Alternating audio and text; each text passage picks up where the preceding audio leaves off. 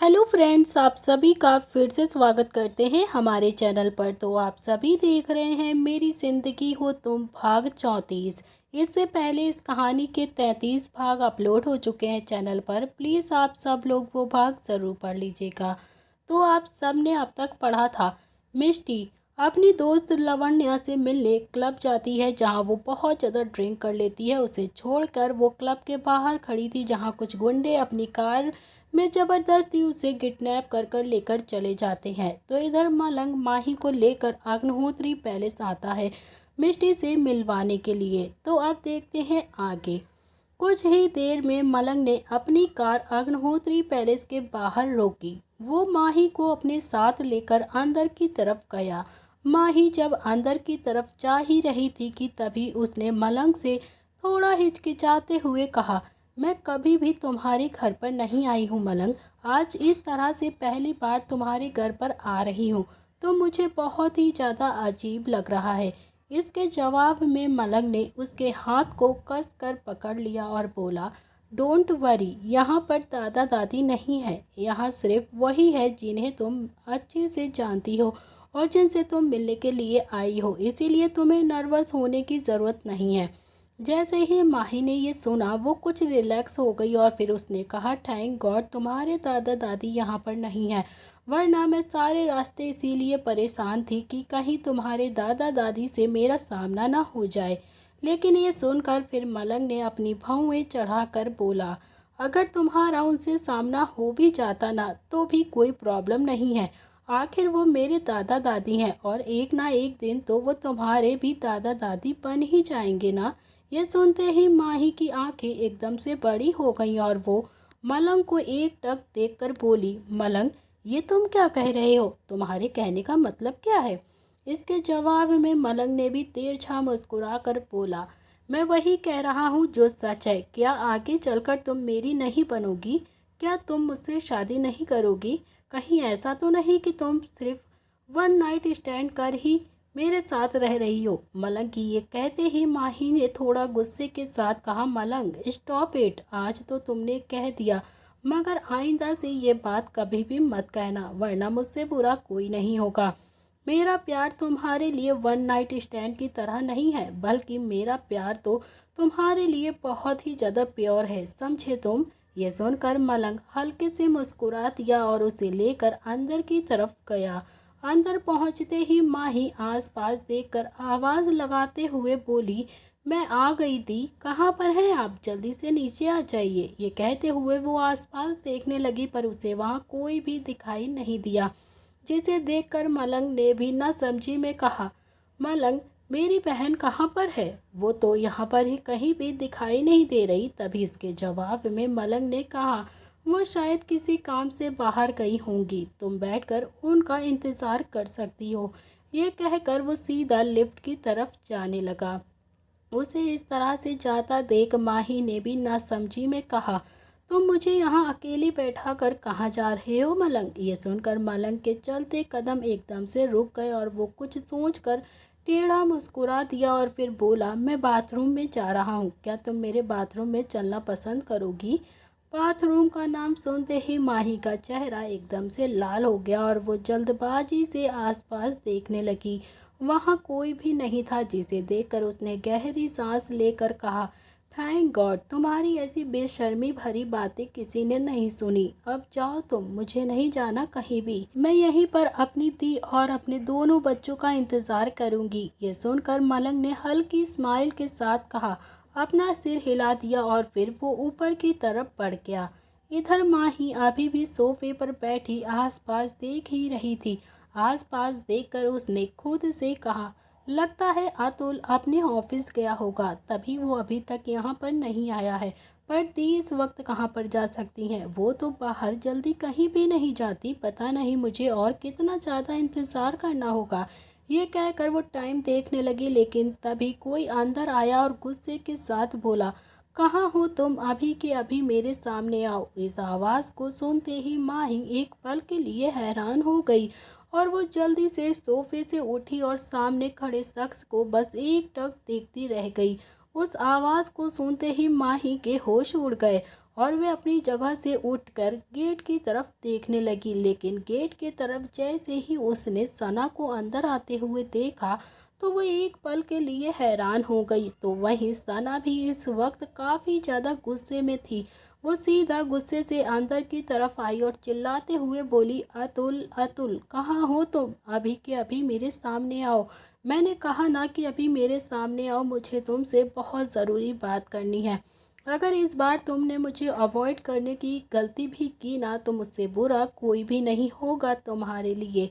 ये कहते हुए जैसे ही हॉल में वो पहुंची, वो भी माही को वहां पर देख के एक पल के लिए शॉक हो गई। माही भी शॉक होकर सना को ही देख रही थी, लेकिन तभी उसके चेहरे पर गुस्सा आ गया और उसने गुस्से के साथ कहा, तुम यहाँ पर क्या कर रही हो? तो वहीं सना ने भी अब अपने दांत पीसते हुए मन ही मन कहा, ओ तो इसका मतलब ये है कि माही ठाकुर अतुल के घर में आने लगी है। कहीं ये तो ऐसा नहीं है कि इसकी बहन भी यहाँ पर आती हो? अगर ऐसा हुआ ना तो मुझे अतुल को पाने में बहुत ही मुश्किल उठाना होगा। नहीं नहीं, ऐसा नहीं हो सकता। वो मिष्टी कभी भी अतुल के सामने आ ही नहीं सकती। ये सब सोचते हुए वो गुस्से से माही के पास आई और बोली, ए लड़की, तुम यहाँ पर क्या कर रही हो? अभी के अभी यहाँ से चली जाओ।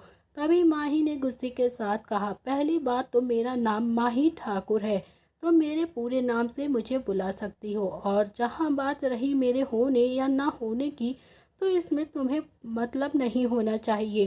पहली बात तो तुम मुझे बताओ कि तुम यहाँ पर क्या कर रही हो? ये सुनकर सना ने अकड़ कर कहा, तुम होती कौन हो मुझसे ये सवाल करने वाली? मैं अपने मंगेतर के घर पर खड़ी हुई हूँ। तुम कौन हो यहाँ पर खड़ी होने वाली? अब तुम मुझे जवाब दोगी। उसके मुंह से अतुल के मंगेतर का नाम सुनकर माही एक पल के लिए शॉक हो गई और वो शॉक होकर बोली, व्हाट? ये मैं क्या सुन रही हूँ? क्या वाकई सना अतुल की मंगेतर है? लेकिन इसके बारे में तो मिष्टी दी ने मुझे कुछ भी नहीं बताया। कहीं ऐसा तो नहीं है कि उन्हें खुद भी इसके बारे में ना पता हो? मुझे तो पहले ही शक था कि ये अतुल कभी भी नहीं सुधर सकता। वो मेरी भोली भाली मिष्टी दी को बेवकूफ़ बना रहा है। मैं इसे छोड़ूंगी नहीं। तभी सना ने गुस्से के साथ कहा, अगर तुम्हारा हो गया हो बड़बड़ाना तो तुम यहाँ से जा सकती हो और कभी भी मुड़कर इस घर की तरफ मत देखना। मुझे नहीं पसंद कोई भी दूसरी लड़की मेरे होने वाले पति के घर के आसपास भी आए। यह सुनकर माही ने अब गुस्से के साथ कहा, एक्सक्यूज मी, मुझे तुम्हारे पति में कोई भी इंटरेस्ट नहीं है, समझी तुम? और बल्कि मैं यहाँ पर कुछ इम्पोर्टेंट काम से आई थी। इम्पोर्टेंट काम का नाम सुनकर अब सना को कुछ शक होने लगा और वो माही को घूरते हुए बोली, तुम्हें अतुल से कौन सा इम्पोर्टेंट काम हो गया? जहाँ तक मुझे पता है 5 साल पहले तुम और तुम्हारी बहन इस दुनिया से ऐसे गायब हो गई थी जैसे कि तुम दोनों इस दुनिया में हो ही नहीं। और अब तुम दोनों 5 साल बाद यहाँ वापस आई हो। सच सच बताओ, क्या करने के लिए तुम यहाँ पर आई हो? कहीं ऐसा तो नहीं है कि तुम दोनों फिर से अतुल को फंसाने की कोशिश कर रही हो? तो मैं तुम्हें पहले ही बता देती हूँ कि तुम दोनों बहनें उसकी ज़िंदगी से दूर चली जाओ, वरना तुम दोनों को मैं बर्बाद कर दूंगी और तुम्हें कहीं का भी नहीं छोड़ूंगी। ये सुनते ही अब माही से बर्दाश्त नहीं हुआ और वो गुस्से के साथ दांत पीस कर बोली, अब अगर तुमने गलती से भी मेरे या मेरी बहन के बारे में कुछ भी कहा ना तो तुम सोच नहीं सकती हो कि तुम्हारे साथ दूसरे ही पल क्या हो जाएगा। ये सुनकर साना ने अकड़ कर कहा, ओ रियली? क्या करोगी तुम? बताओ मुझे। क्या तुम मारोगी मुझे? कैसे मारोगी बताओ? मुझे बताओ। और फिर तभी माही ने भी एक जोरदार थप्पड़ सना के मुंह पर मार दिया। माही के थप्पड़ लगाने से सना संभल नहीं पाई और वो लड़खड़ा कर सीधा जमीन पर गिर गई। आसपास वो देख रही थी, तभी वहां आसपास जा रही मेड ने जब यह नज़ारा देखा तो वो शौक होकर माही को घूरने लगी। तो वहीं सना को भी समझ नहीं आया कि उसके साथ ही पल भर में ये क्या हो गया था। लेकिन दूसरे ही पल वो गुस्से के साथ कांपने लगी और गुस्से से कांपते हुए उठी और बोली, हाउ डेयर यू? तुम्हारी हिम्मत कैसे हुई मुझे थप्पड़ मारने की? तुम्हें पता भी है कि तुमने किसे थप्पड़ मारा है? मैं अतुल की होने वाली बीवी हूँ। मेरा अतुल तुम्हें जिंदा नहीं छोड़ेगा। ये सुनकर माही ने भी हंसते हुए कहा, मुझे किसी से कोई डर नहीं लगता है और ना ही मुझे कोई फ़र्क पड़ता है कि कौन अतुल है और कौन अतुल की होने वाली बीवी है। लेकिन हाँ, बस मुझे इतना पता है कि अगर कोई भी मेरे या मेरी बहन के बारे में डिसरिस्पेक्ट करेगा तो उसका मैं यही हाल करूँगी, और अब तुम मेरे रास्ते से हट जाओ वरना मुझसे बुरा कोई नहीं होगा। ये कहकर उसने उसे दूर धक्का दिया और वो सीधा अंदर की तरफ जाने लगी। तो वहीं उसकी ये सारी बातें सुनकर अब सना बौखलाते हुए बोली, कहाँ जा रही हो तुम? जवाब दो मुझे। तुम यहाँ से कहीं भी नहीं जा सकती हो। तुम अभी के अभी यहाँ से बाहर जाओगी, क्योंकि ये घर मेरा है और मेरे होने वाले पति का है। तुम्हारा इस पर कोई भी हक नहीं है। तो तुरंत अभी के अभी तुम यहाँ से दफा हो जाओ। अब माही से भी कंट्रोल नहीं हुआ और वो भी गुस्से से सना की तरफ मुड़ी और बोली, अगर ये तुम्हारे होने वाले पति का घर है तो ये मेरे भी होने वाले पति का ही घर है। इसीलिए जितना तुम्हारा हक इस घर पर है उतना ही हक मेरा भी है इस घर पर। और अगर तुम चाहती हो कि मैं अपना हक अच्छे से दिखाऊं तुम्हें, और तुम चुपचाप अपना मुंह बंद रखो, नहीं तो वरना तुम्हारी सेहत के लिए अच्छा नहीं होगा। जैसे ही माही ने ये कहा तो सना एक पल के लिए दंग रह गई और वो ना समझी में बोली, व्हाट? क्या कहा तुमने? तुम्हारे होने वाले पति का घर? इम्पॉसिबल। क्या तुम भांग पीकर आई हो या फिर तुमने रास्ते में कोई सस्ता नशा किया है जिस वजह से ऐसी बेफिजूल की बातें बोल रही हो? माही ने मुस्कुराते हुए कहा, सस्ते नशे तो तुम करती हो, मुझे महंगे नशे करने का शौक है। और जहाँ बात फिजूल की बात का है तो ये बात बिल्कुल सच है। बहुत ही जल्द तुम्हें इसके बारे में पता भी चल जाएगा और अब मुझे रोकने की कोशिश भी मत करना। ये कहकर माही सीधा लिफ्ट की तरफ जाने लगी तो वहीं सना गुस्से से बहुत ही ज़्यादा बौखला गई थी। तभी उसने जोर जोर से चिल्लाते हुए कहा, अतुल अतुल कहाँ हो तुम? अभी के अभी नीचे आ जाओ, मुझे तुमसे बात करनी है। कहाँ हो तुम? लेकिन अतुल का कोई भी अता पता नहीं था। तभी फिर माही ने यह सुनकर चिल्लाते हुए कहा और वो रुक कर बोली, अगर अतुल यहाँ पर होता ना तो वो कब का नीचे आ चुका होता। तुम्हारे इस तरह से गला फाड़ने से वो नीचे नहीं आ जाएगा। तो तुम प्लीज़ अपना गला फाड़ना बंद करो। ये सुनकर सना ने गुस्से के साथ कहा, तुम ही बता दो कि कहाँ है मेरा अतुल। ये सुनकर माही ने चिढ़कर कहा, अगर मुझे पता होता तो मैं कब का उससे मिलने वहीं पर चली जाती। मैं यहाँ पर उसका इंतज़ार न करती बैठ के। और हाँ, अब अगर तुम्हें उससे मिलना है तो तुम भी चुपचाप बैठकर उसका इंतज़ार करो, वरना दफ़ा हो जाओ यहाँ से। ये सुनकर सना को बहुत ही ज़्यादा बेइज्जती महसूस हुई और उसे काफ़ी ज़्यादा गुस्सा आ रहा था। उसे ऐसा लग रहा था जैसे माँ ही उस घर की मालकिन हो और वो कोई नौकरानी हो। वो गुस्से से कसमसाते हुए बोली, माँ ही तुम अपनी हदें पार कर रही हो। तुम्हें पता नहीं है कि तुम्हारी इस गलती की तुम्हें क्या सज़ा मिल सकती है? इसके जवाब में माँ ही ने भी गुस्से के साथ बिना किसी भाव के कहा, तुम्हारी कोई औकात नहीं है मुझे सज़ा देने की या मुझसे बात करने की, लेकिन फिर भी मैं तुमसे बात कर रही हूँ तो तुम्हें इसमें मेरा एहसान मानना चाहिए। और जहाँ बात रही सज़ा की तो तुम कोई बहुत बड़ी रिच नहीं हो, तुम मेरी तरह ही एक मामूली सी लड़की हो, समझी? खुद के लिए मामूली शब्द सुनकर सना ने गुस्से के साथ कहा, मैं मामूली नहीं हूँ बल्कि मैं एक रईस खानदान की बेटी हूँ। बल्कि तुम्हारी तरह मैं नहीं हूँ, इसीलिए मुझे मामूली समझने की गलती भी मत करना। यह सुनकर माही ने भी अपनी भौहें चढ़ाकर कहा, मुझे तो तुम कहीं से भी रईस नहीं लगती हो, बल्कि तुम तो मुझे निहायत ही घटिया और गिरी हुई लड़की लगती हो जो किसी नीच खानदान से बिलोंग करती है, जिसके पास बोलने की भी तमीज नहीं है और ना ही रिस्पेक्ट करने की।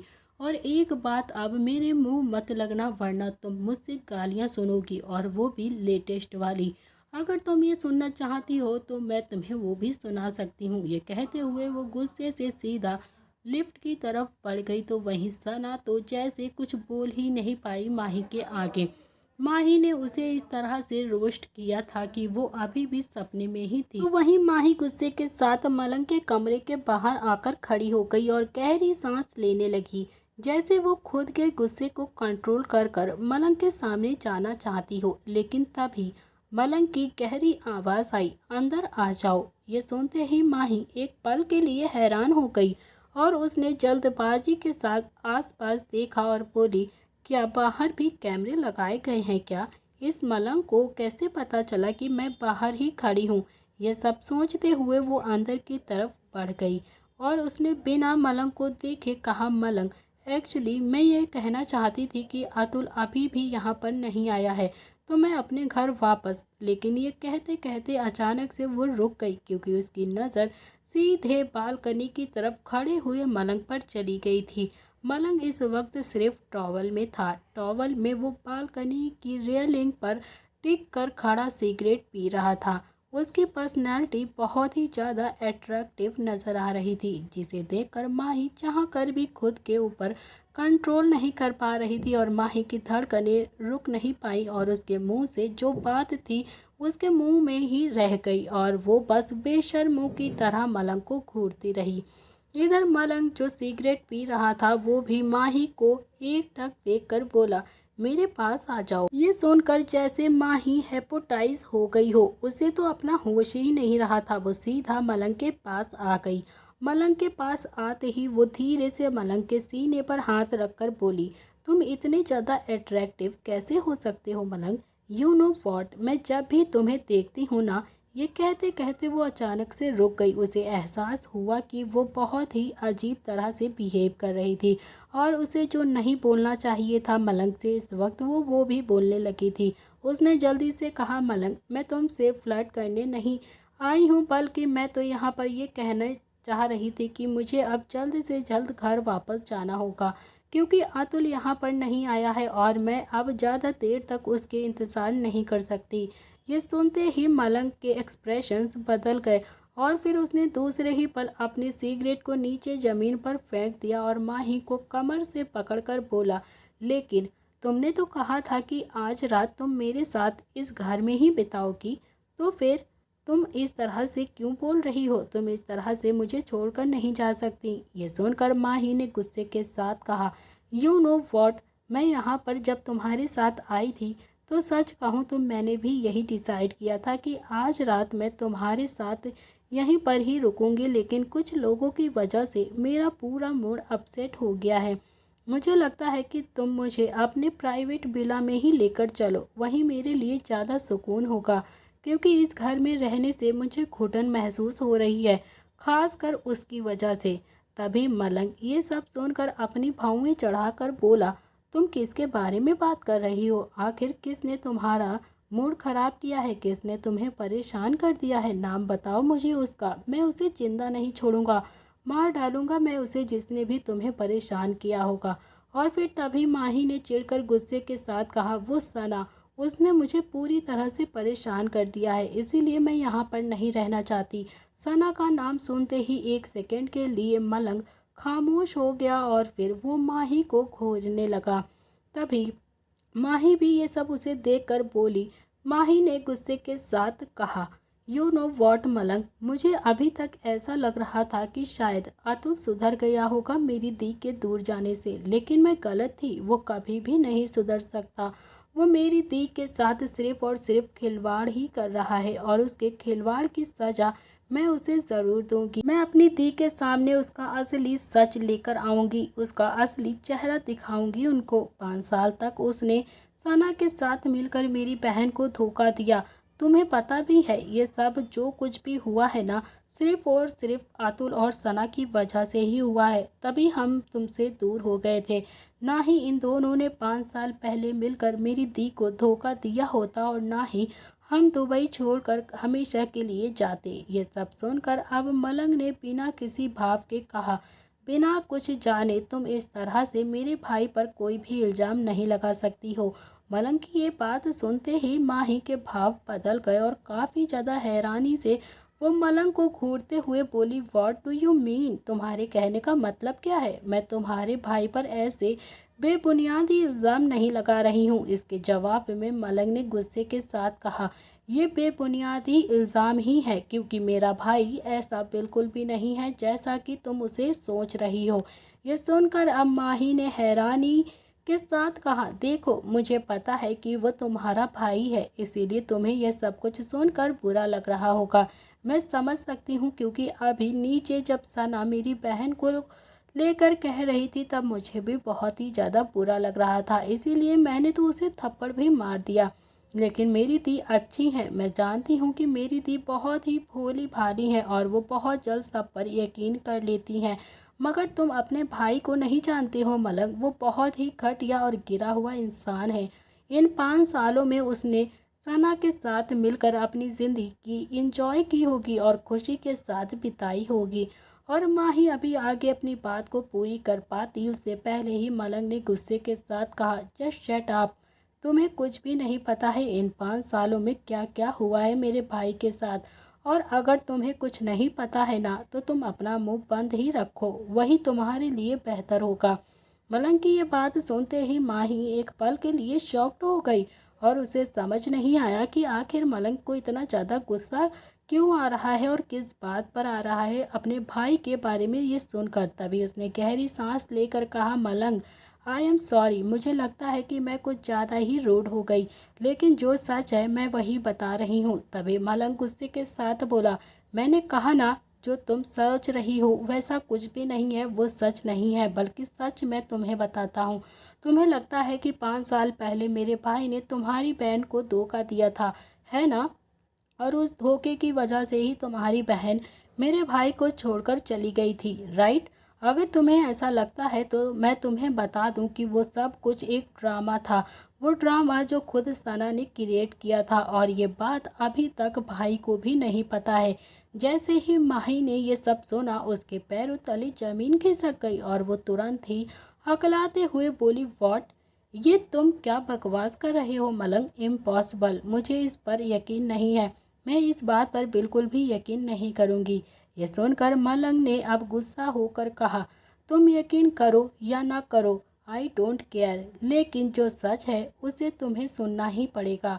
5 साल पहले सना ने मिष्टी और अतुल को अलग करने की कोशिश की थी और वो ऑलमोस्ट कामयाब भी हो गई थी। और ये बात मुझे काफ़ी देर बाद पता चली, क्योंकि उस वक्त मैं खुद तुम्हें लेकर बहुत ही ज़्यादा पागल हो चुका था। मगर जब मैं होश में आया तो मुझे पता चला कि मेरा भाई डिप्रेशन में जा चुका था और वो पूरी तरह से अपने आप को ख़त्म कर चुका था, क्योंकि तुम्हारी बहन मिष्टी उसे छोड़कर चली गई थी, वो भी उनकी शादी वाले दिन।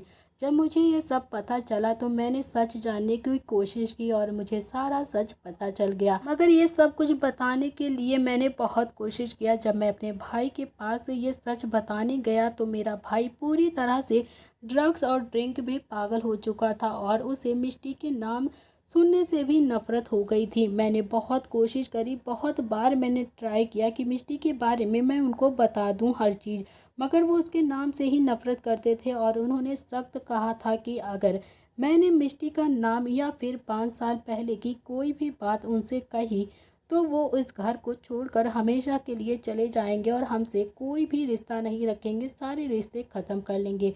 इसीलिए मैं खामोश हो गया और मैंने उन्हें कुछ भी नहीं बताया और सोच लिया कि अगर वो दोनों एक होना होगा तो खुद ही हो जाएंगे। और अगर तुम मेरे भाई के बारे में यह सब कुछ सोचती हो तो तुम बहुत ही गलत हो। और उसके बाद जो कुछ भी हुआ मैंने तुम्हें बताया था कि ये सारा प्लान सना ने ही किया था, किस तरह से उसने मिष्टी की प्रेगनेंसी में खिलवाड़ किया था और किस तरह से उसने उनके एक बच्चे को मंदिर में फेंक दिया था तो दूसरे बच्चे को उन्होंने कूड़ेदान में फेंक दिया था। उसे लगा था कि वो सामिया को कूड़ेदान में फेंक देगी तो वे मर जाएगी और वो मेरे भाई की ज़िंदगी में आ जाएगी।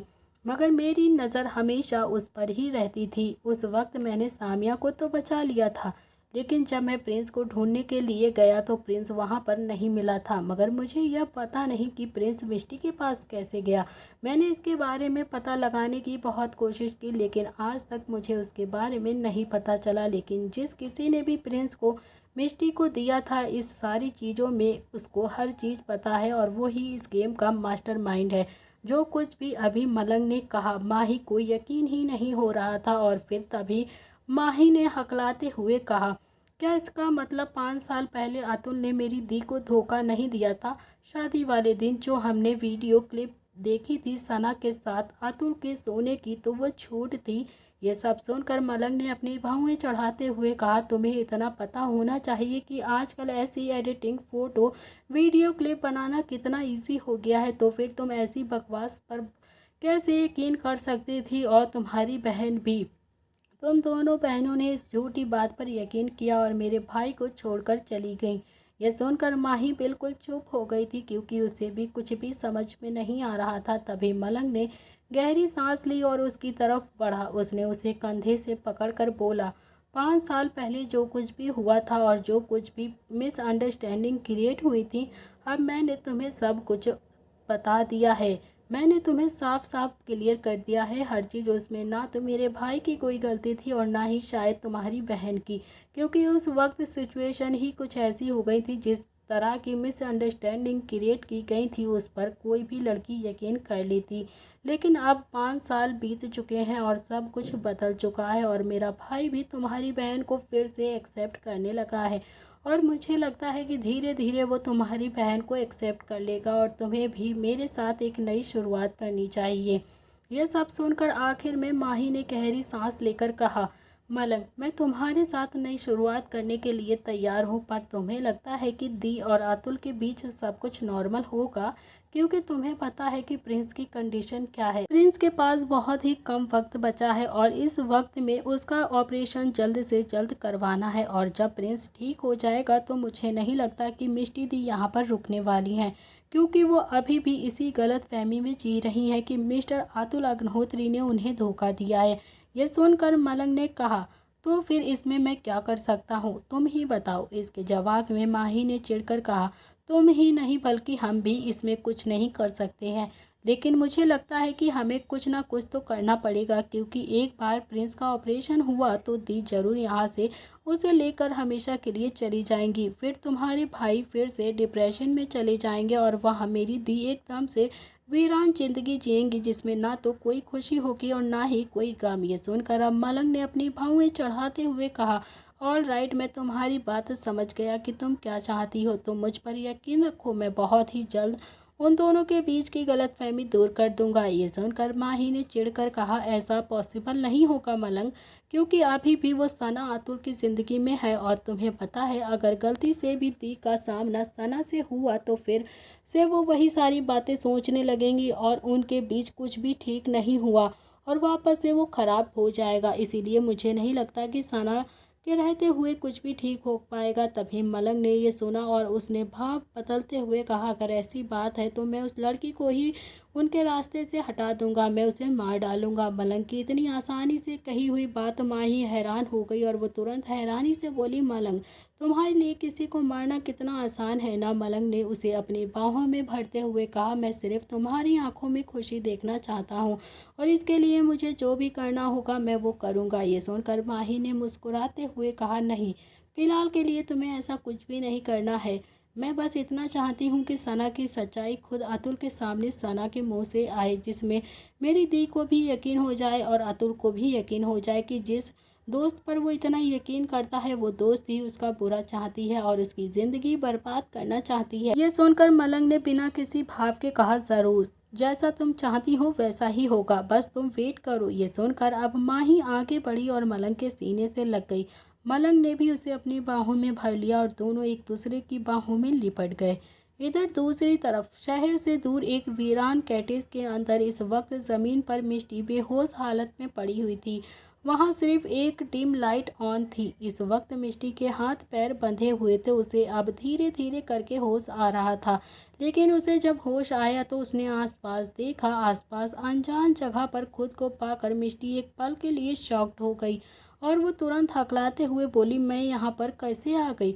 वो कुंडे मुझे कहाँ लेकर आ गए हैं? उसके जवाब में कई इंसान अंदर आते हुए गुस्से के साथ बोले, तुम वहीं पर आई हो जहां तुम्हें आना चाहिए था, लेकिन तुम फिक्र मत करो, अब तुम यहाँ से जिंदा नहीं जाओगी, बल्कि अब मुर्दा बनकर ही तुम यहाँ से जाओगी। ये बात सुनते ही मिष्टी पूरी तरह से शॉक्ड हो गई और वो सामने आते हुए अंदर की तरफ इंसान को देखती रह गई। कौन है वो इंसान और किसने किया है मिष्टी को किडनैप? कमेंट में आप लोग गेस करके ज़रूर बताइएगा। तो दोस्तों, आज की कहानी का अध्याय यहाँ पर समाप्त हो रहा है। इस कहानी में अब बहुत ही जल्द सना का सच सामने आएगा और मिष्टी और माही दोनों की ही ज़िंदगी की नई शुरुआत होगी। तो आज के लिए इतना ही।